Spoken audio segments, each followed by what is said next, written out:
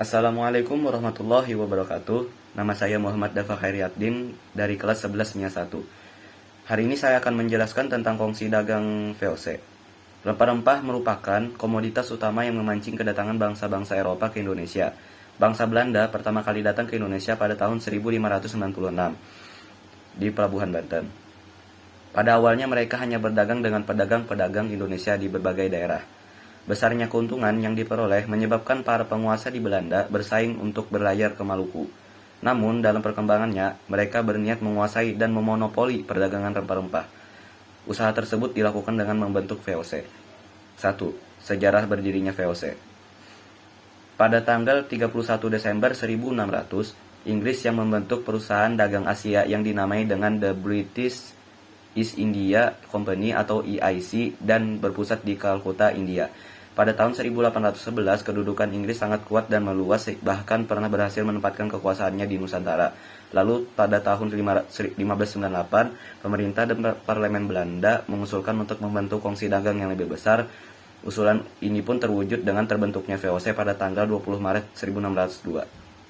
VOC adalah kongsi dagang asal Belanda yang memonopoli aktivitas perdagangan di Asia dan menyatukan perdagangan rempah-rempah dari wilayah timur. Tujuan VOC dibentuk yaitu 1. Menghindari persaingan yang tidak sehat antara sesama pedagang Belanda. 2. Memperkuat kedudukan para pedagang Belanda dalam menghadapi persaingan. 3. Sebagai kekuatan revolusi.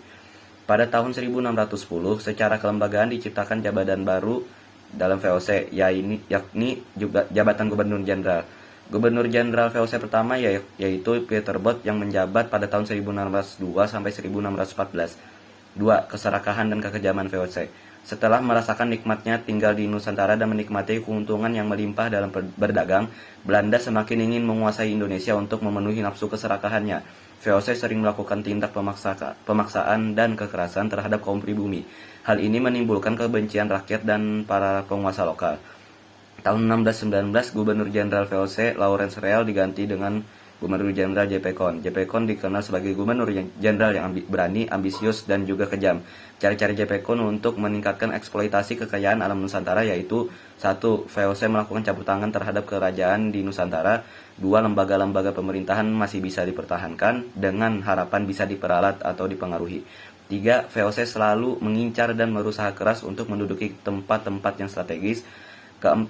Merebut pasaran produksi pertanian, biasanya memaksa memonopoli.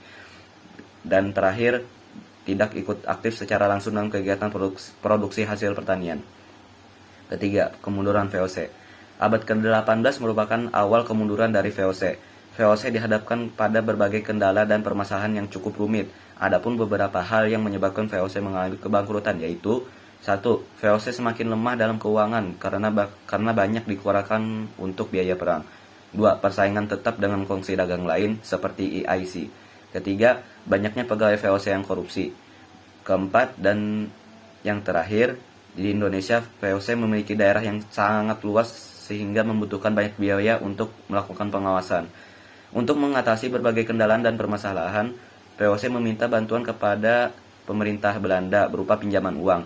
Namun seiring berjalannya waktu, VOC tidak memiliki pemasukan, sehingga hutang VOC kepada Belanda semakin menumpuk dan tidak sanggup untuk dibayar. Setelah melihat kejadian kongsi dagang tersebut, pemerintah memberikan keputusan untuk memberi keputusan VOC bubar pada tanggal 31 Desember 1799. Demikian ini saja yang dapat saya sampaikan, kurang lebihnya mohon dimaafkan. Saya akhiri, wassalamualaikum warahmatullahi wabarakatuh.